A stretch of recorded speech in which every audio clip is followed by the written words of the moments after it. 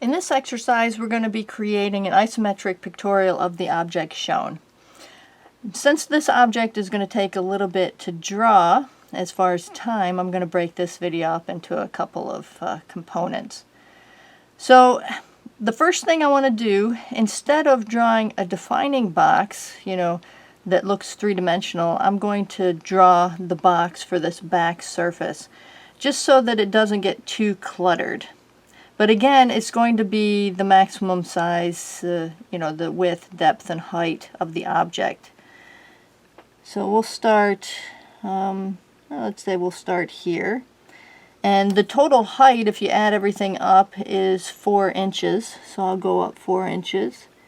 1, 2, 3, and 4. We're using a 1/4 inch for each one of these spacings.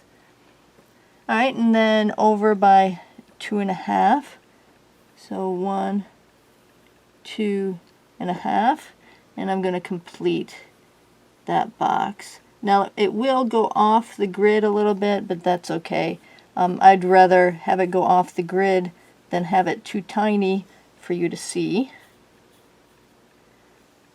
Alright, so this is the back surface of the object right here. Alright, the first thing we want to do is draw this circle here. So the circle is 2.5. So 1, 2.5. That would be right here. We can get our diagonals in. And the diagonals represent the major and minor axes of the ellipse. And the ellipse should be tangent at the midpoint of each of these sides of the boxes. And you do your best. We're not artists here. If you are, great. But a lot of us are not. You just kind of do your best.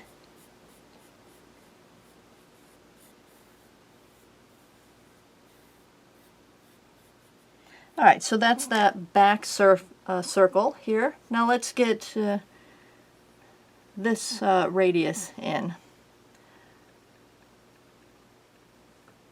So this is the center right here, and we need to draw a box that's an inch on each side, right? Because that's the radius, so we want an inch. Alright, so that's 1/2 inch on that side, 1/2 inch. Oop, I don't think that's right. Let me draw these grid spaces in so that I can. So that'd be 1, 2. There we go. 1/2 inch on that side, and then an inch down. All right, so that's the box for the other ellipse.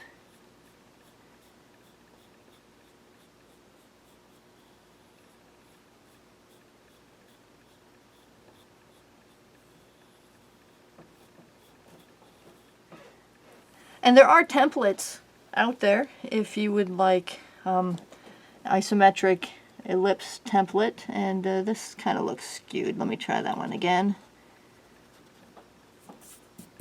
Draw my diagonals, that might help.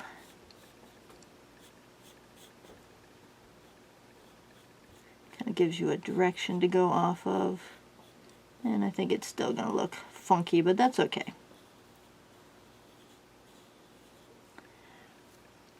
Alright, so that's the radius and the circle. Now we just need to copy those forward. So we need to copy the small one forward by 3/4 of an inch. So if we go 3/4 and draw another box,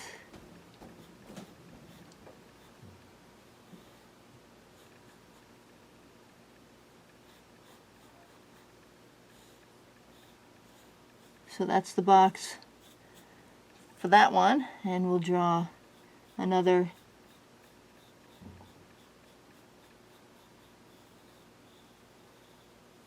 circle in. Alright, so I'm going to stop this video here and then continue on in the next one.